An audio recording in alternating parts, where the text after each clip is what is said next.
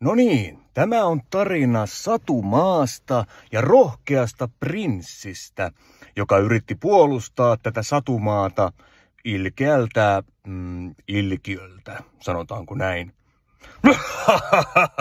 No niin, vai että prinssi, kuulepas tuollaisia rääpäleitä minä syön aamupalaksi.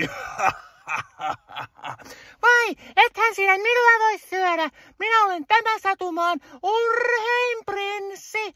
Minä kutsun avukseni kaikki uudet ystäväni. Kutsu vaan, minä syön heidätkin ja teen heistä pelkkää hakkelusta. Kuulkaas nyt, prinssi, rauhoitu.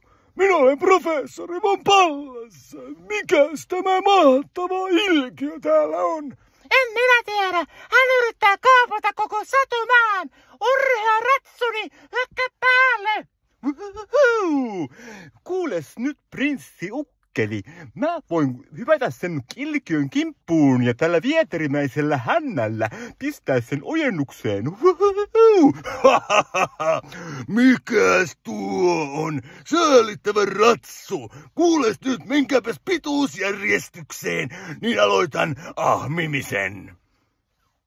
No niin, rauhoitutaanpas hetkeksi. Minä olen tämän tarinan kertoja.